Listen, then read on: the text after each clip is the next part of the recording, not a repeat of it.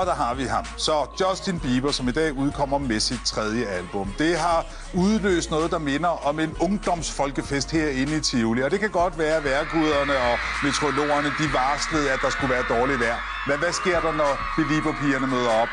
Så åbner himlen sig til solen. Og der bliver lykke derude. Er I med derude, piger? Sådan skal det være. Og er I klar til at møde Justin Bieber i det interview, som Morten Ræsen har været i Oslo og lave med ham? Det, I kan se lige nu, det er, at ude på plænen her midt i Tivoli er en masse Justin Bieber-fans samlet. 2 af dem har fundet vej hen i studiet, nemlig Karoline og Emilie. Velkommen til jer 2, og velkommen til dig, Morten. Tak. Det her hysteri, det er jo ikke helt nyt for dig, Morten. Du har oplevet det før, for du var i Oslo. Hvad var det, du så deroppe? Jamen, jeg skulle op og lave et interview med Justin Bieber, og sammen med en masse andre europæiske pressefolk. Der var sådan en stor pressekonference, så var det meget hemmeligt, hvor han ligesom skulle bo, og der skulle være en koncert, og der var ingen, der måtte vide, hvor det var. Og så møder der altså 3.000 piger op ude foran det her hotel, og det går helt bananas. De her piger, de vælter afspærringerne foran hotellet, og til koncerten om aftenen, der er 15-20.000 piger, der møder op. Altså, det var det, som skulle have været en hemmelighed til at starte med, ikke? Og på et tidspunkt, der åbner jeg faktisk vinduet fra det hotelværelse, hvor jeg skal interviewe Justin Bieber, og bare lige filmer ud. Og så tænker de, det er mig, og så kan man bare se, hvor helt sindssygt hysteriske de er med den mand. Og det er det klip, der kommer her.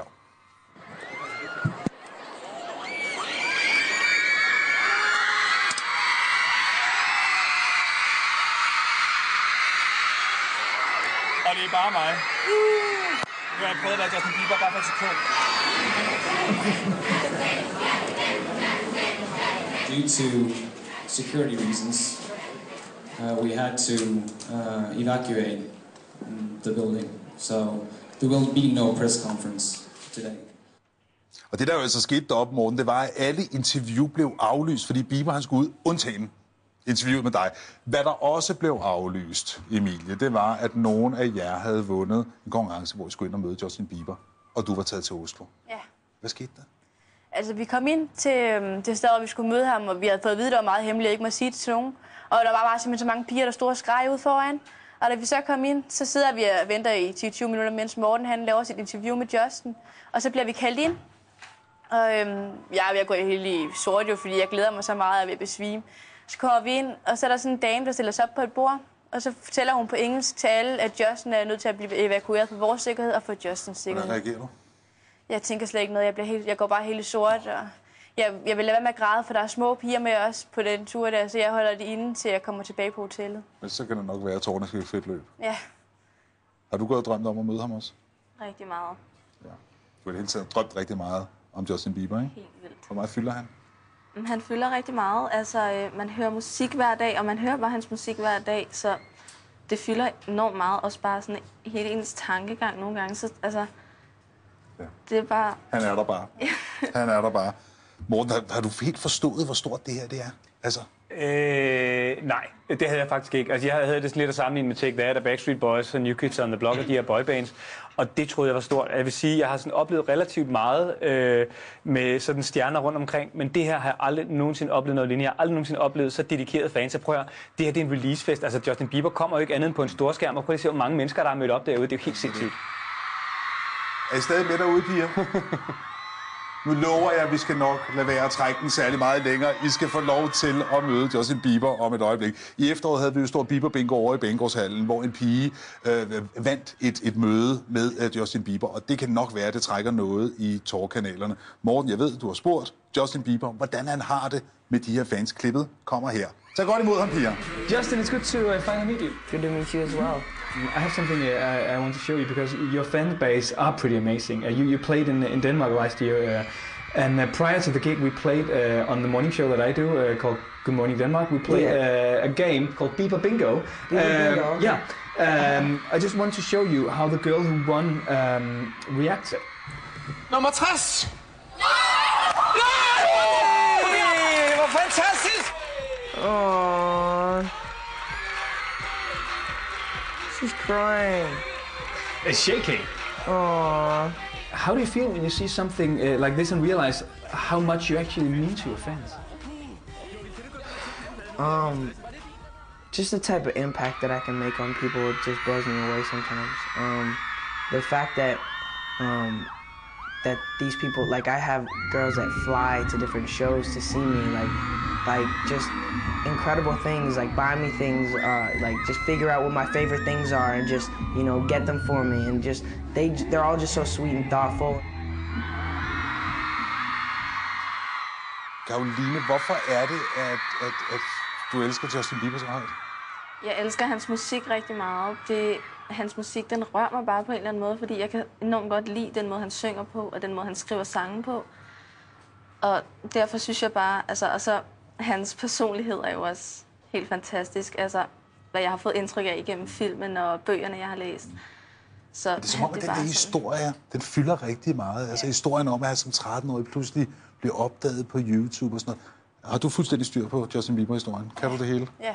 Hvad er det, der fascinerer dig ved den? Men det er, at han kom fra ingenting. Han var fattig i juleaften og sådan noget. Der måtte moren og ham, de måtte komme et sted hen, hvor de donerede mad til dem og sådan noget. De har simpelthen ikke råd til det selv.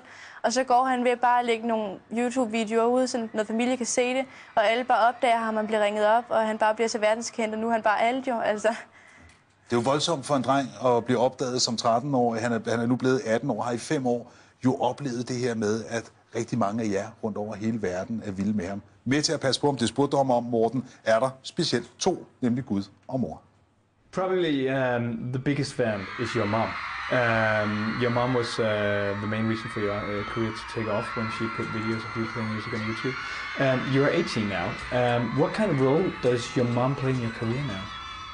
Well, me traveling, I've been traveling a lot, and my mom, at first, she traveled with me everywhere. So she's now kind of taking a little break because, you know, she's tired of traveling and she kind of wants to do her own thing right now. So she's still very much my mom, and yeah, and she's still there for me, and she's still, yeah, she's definitely strict. Does she ground you when you're not behave? She legally can't ground me anymore. I'm 18. Okay, but half a year ago. Yeah, she could before. What have you learned from her? She have had a tough life earlier, maybe drinking too much, experimenting with drugs and stuff. I've learned a lot from her, a lot from her, a lot from my dad, and you know, they did a lot of things that, you know, basically my mom was like, I did this so you didn't have to do it, and you know, so it's just like I've saw what they went through and how, you know, how hard it was, and so for me it's like I don't want to make the same mistakes that they did. That just would, you know, they made the mistakes already, so I don't have to. Don't you ever feel like, you know, when you've been through tough times, just, you know, go to your hotel room, empty the minibar or something like it? No, I mean, I think that's when, you know, you start getting in trouble, when you start counting on things to, you know, just numb the pain. You know, you have to deal with the things that are going in your life and actually deal with them, not, you know, use other things to deal with that. Your mom also raised you as a Christian.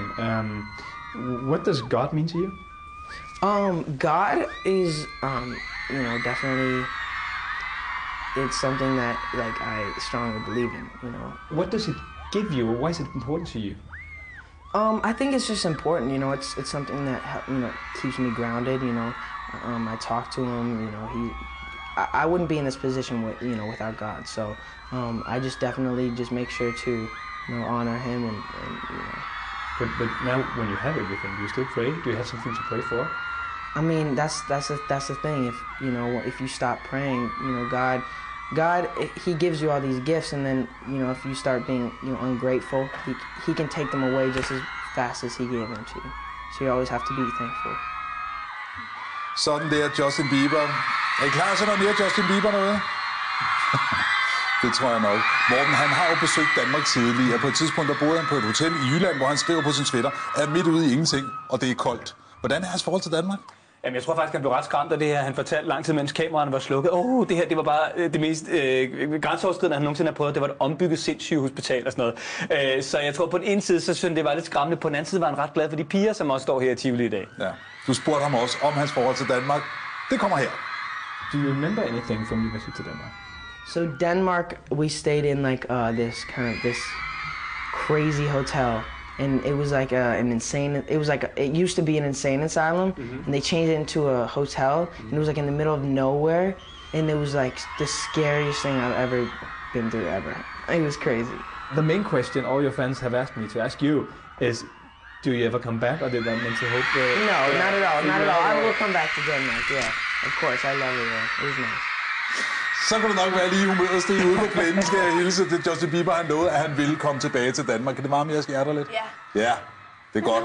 Han lovede det. Nu er det sagt på fjernsynet, så man skal holde, hvad man lover. Morten, en ting, man ikke kan komme udenom, det er, at man kan høre på pigerne her, at sangen betyder utrolig meget. Hans historie. Jeg vil tro, at hans fysik også spiller lidt ind, og det skulle I også snakke lidt om. Jeg vil sige, både hans fysik og så hans kæreste, har han ikke en, og er der i virkeligheden mulighed for en fan til at blive gift med ham? Jeg tror nok lige, vi måtte have det klip. Det kommer her. Justin, I asked your fans on my Twitter and Facebook account what they wanted to ask you about the most, and a lot of people actually asked about how you keep your body shaped. But I can answer that because I saw on Mike Tyson's Twitter profile that he had given you boxing lessons. How did that come about? Well, I met him through a mutual friend, and basically, I went over to his house in Vegas, and we kind of sparred it up, and it was fun. He's a really good guy. How was it to box in front of the king of knockouts? It was crazy. He actually, Mike Tyson actually told me that if he gave me a few lessons, I could, be pretty dangerous. So watch out, guys. Oh yeah. No. I mean, I don't know if you guys know. Okay, so but I'm pretty ripped. maybe we should. Pretty jacked. I've been going hard in the gym. Oh yeah. Should we compare? No, that's not too bad. You win. I don't want to embarrass. Oh yeah, that worked. Yeah. Girls, you don't want a beefed up, jacked guy. You just want a nice, someone who can fit in clothes nicely and, stuff like that. Spaghetti guys like me and Justin. Yeah, lanky arms. Like, who cares, right? Exactly. As long as, never mind. Well, never mind. Actually, there were, of course, one more question your fans wanted me to ask you. Okay. It was dozens of variations of the question, will you marry me? Will you marry me? Yeah. Yeah. And of course, also they want to hear about your love life. Yes. How is it? It's good. Are you in love still? It's good. Love life is good right now. You Yeah. and Selena still together? Good, yes. Okay. Yes, we're still together. So you will not marry them? But no, I didn't say that. I'm not married. Okay. I'm not married right now. So There might be a chance. there definitely is a chance, yeah. Oh yeah.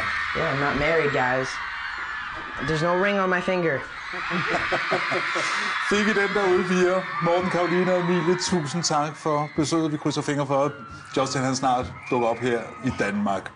Ja. Sidste spørgsmål til jer derude, piger. Synes I, Morten Ræsen ligner Justin Bieber en lille smule? Tusind tak, og god aften, Danmark.